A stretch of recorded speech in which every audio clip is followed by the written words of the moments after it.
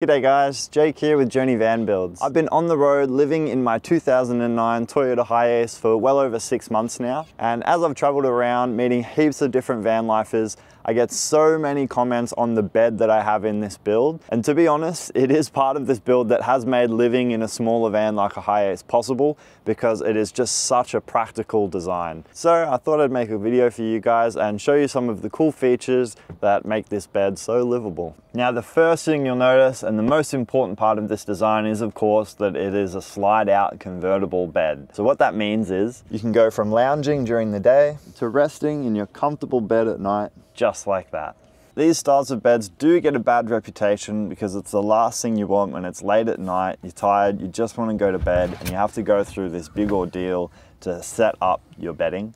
So I knew that it had to be as easy as possible to make that conversion. And the way I've achieved that is by putting the pull-out slides on these metal ball bearing runners. So there's almost no friction. Even if there is some stuff on top of the bed, like bedding, clothes, things like that, you can leave everything as it is and just pull the bed out, which is really important. The other really nice feature is that I've used these real bed slats from IKEA. So they've got just that little bit of arch built into them with the right amount of flex that when you lie on them at night, they're super comfortable. So just that little bit of extra comfort to make this van that much more livable. An important thing to note as well with the slide out bed frames is that they are separated into two sections. A smaller one at the back of the van there, which kind of creates this little L-shaped couch, which to be honest, I do leave in most of the time. And then the second section is much larger. It's 2/3 of the bed, and the mattress for that sort of just stays up here against the wall as a bit of a backrest throughout the day. Now, one of the crucial elements of this bed design, particularly during the day when it's set up as a couch like this,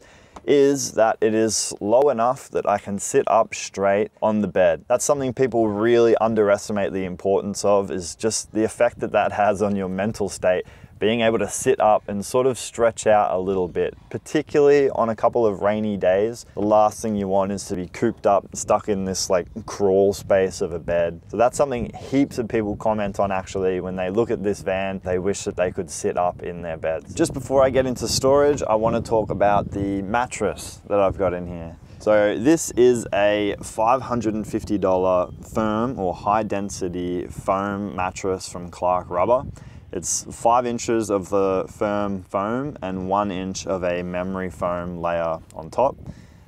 It's just the double mattress, which I've cut up myself, and then I've sewed all of these mattress covers up to make them fit. I'll tell anyone that's the part of the van build that I'm most proud of, the way these mattress covers came up with the zips and everything. They're really, really nice. I was a little bit worried at first about buying a firm mattress because I didn't typically like a really firm mattress to sleep on, but there are 2 reasons why that's really important with this build. First of all is for the couch setup. If you've got a mattress that you're going to be using on a couch setup, it has to be firm foam. I don't know if you've ever sat on an old kid's mattress and your butt just sinks through.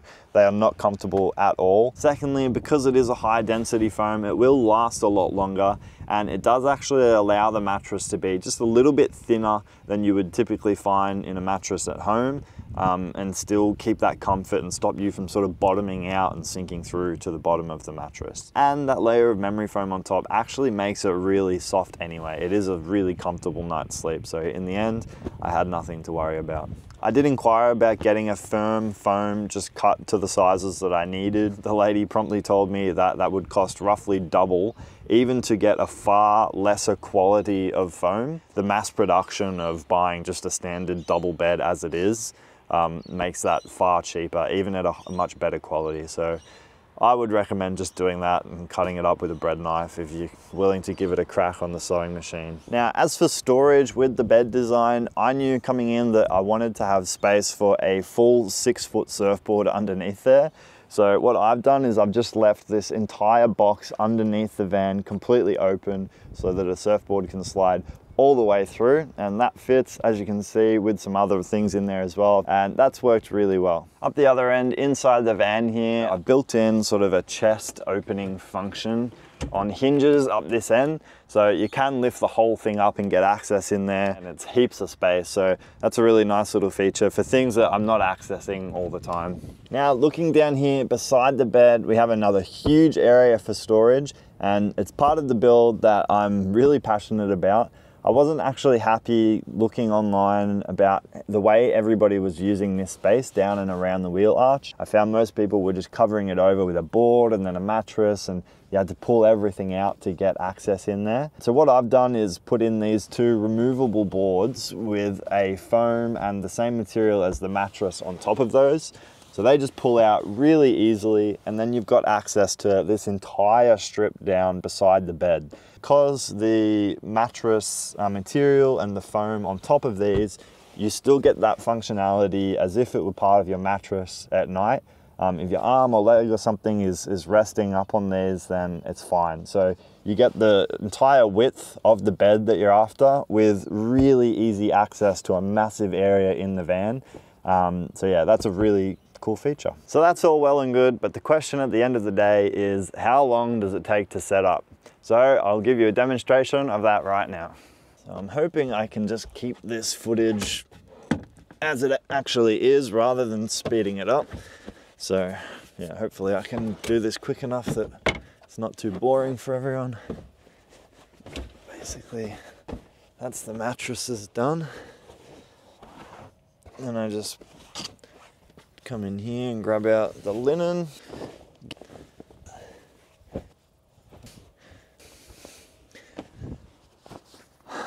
So yeah, easy as that.